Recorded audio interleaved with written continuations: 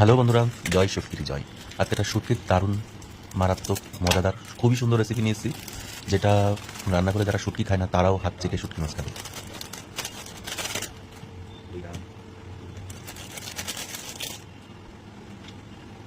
এখানে আমি 6টা মতন না 7টা মতন শুটকি মাছ নিয়েছিলাম, আর এটাকে এবার সুন্দর করে কেটে বেছে আমি নিয়ে নেবো।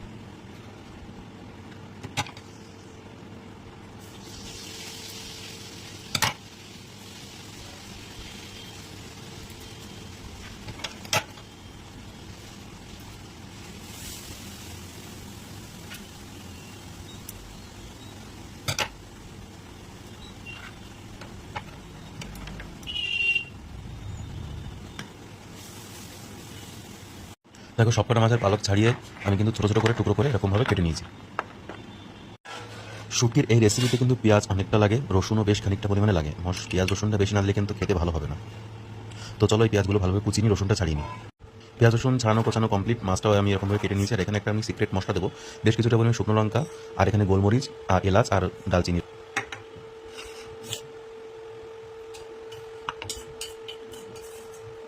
কড়াইটা গরম করে নিয়েছি, এবার যে সিক্রেট মশলাটা ছিল সেটা এবার আমি খালি কড়াইতে একটু হালকা ভেজে নেব।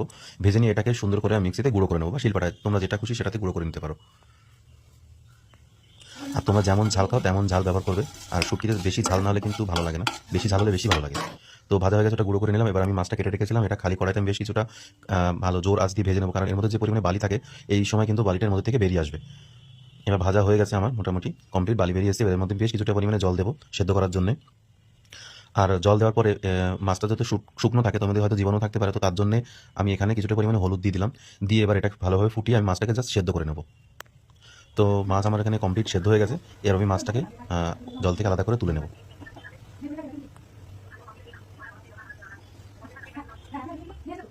মাছটা তুলে আমি ঠান্ডা করে একটু ধুয়ে নিয়েছি। ধুয়ে নেওয়ার পরে এবার ভিতর থেকে যে কাঁটাটা সেটা কিন্তু ছাড়িয়ে নিচ্ছি। দেখো, আলতো করে একটুখানি ছাড়িয়ে নিলে ভিতর থেকে কাঁটাটা কিন্তু বেরিয়ে আসবে। আর প্রতিটা মাছে আমি কিন্তু এরকম কাঁটাটা ছাড়িয়ে নেব, একদম সহজ। তো দেখো, মাছের কাঁটা ছাড়িয়ে আমি মাছটা কিন্তু বেছে নিয়েছি একদম।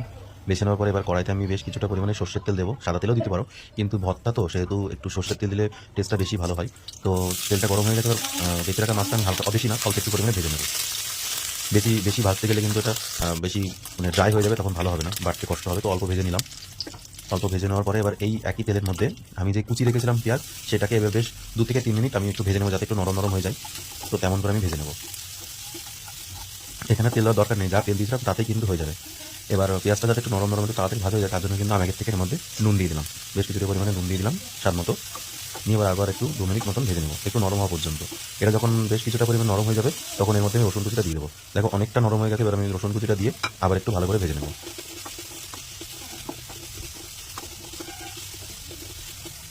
দেখো, মোটামুটি রসুন আর পেঁয়াজটা ভাজা হয়ে গেছে। এবার আমি এর মধ্যে মাছটা দিয়ে দিলাম, আর যে গুঁড়ো মশলাটা করেছিলাম সেটা দিয়ে দিলাম। সেটা দিয়ে এবার এটাকে আমি বেশ মিনিট 4 থেকে 5 মতন আমি এটা ভালো করে ভেজে একটু কষিয়ে নেব। তো দেখতে থাকো। আর এখনই কিন্তু মশলাটা দেওয়ার পর একটা সুন্দর ঘ্রাণ বেরোচ্ছিল, আর মাছের কিন্তু কোনো গন্ধই নেই এখানে। তো দেখো, আমার প্রায় কমপ্লিট, একদম ভাজা।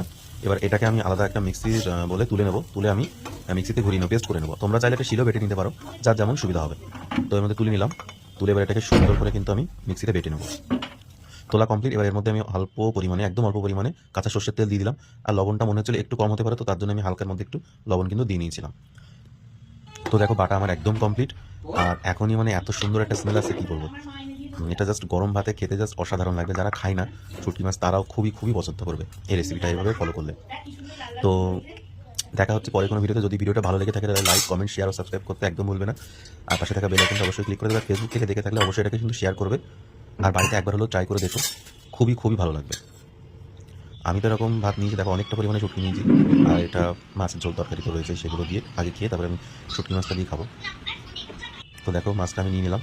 নিয়ে ভাতের সাথে মেখে, ভাতের কালারটা কি সুন্দর, মানে জাস্ট আমি জাস্ট মজা করে খেয়েছি, এত সুন্দর খেতে বলে বোঝাতে পারবো না। ভালো থেকো, টাটা।